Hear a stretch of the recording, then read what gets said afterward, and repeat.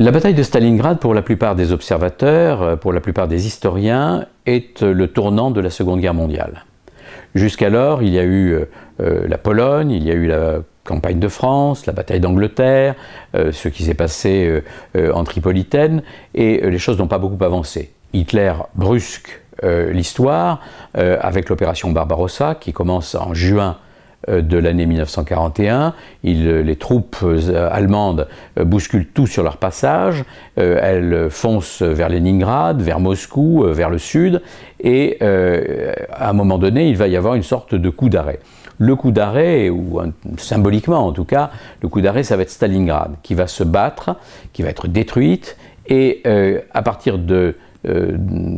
cette bataille-là, qui va être perdue par les Allemands, il va y avoir des contre-offensives de la part de l'armée rouge et il va y avoir une sorte de retournement de la situation. Et donc c'est vraiment un moment très très important. On a beaucoup écrit sur la bataille de Stalingrad pour cette raison-là, et en même temps parce que ça a été un moment d'héroïsme pour l'armée rouge, bien sûr, mais évidemment aussi pour un certain nombre de soldats allemands qui étaient des combattants et qui n'étaient pas tous nazis.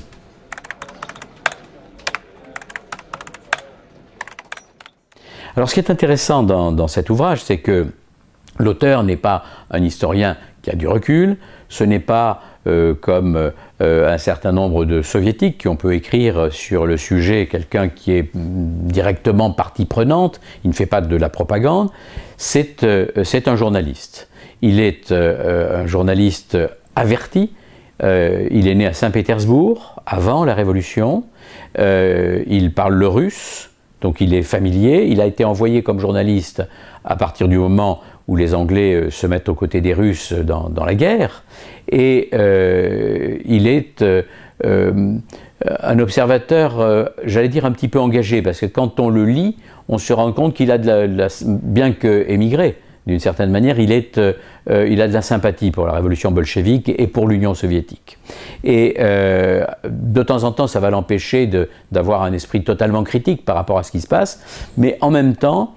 cette implication fait que lorsqu'il arrive, alors le texte du livre, c'est un texte qui parle de la période juste après la défaite des Allemands, mais lorsqu'il parle de ce qui s'est passé, lorsqu'il le raconte, lorsqu'il trouve des témoins, etc., on sent qu'il a, comme on dit aujourd'hui, une certaine empathie avec les combattants soviétiques.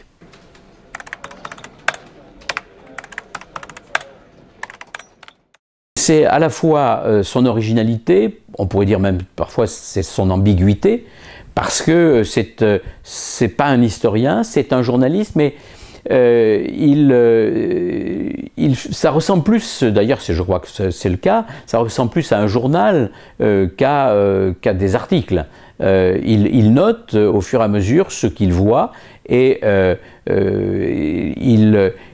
il oscille justement entre le témoignage et l'histoire. Et j'aurais tendance à dire que ce sont plutôt des matériaux pour l'histoire, puisqu'il nous raconte des choses qui sont avérées, que l'on peut vérifier aujourd'hui. Il nous raconte également la perception, ce que l'on avait à l'époque de la situation en Russie. C'est-à-dire le cas de la totalité des ouvrages que Werth, ou plutôt, oui, de la totalité des textes que Werth écrit à l'époque. Le club a eu l'occasion de publier son livre sur Moscou, son livre sur Leningrad, dans la même période. Ce sont évidemment des documents qui sont tout à fait passionnants.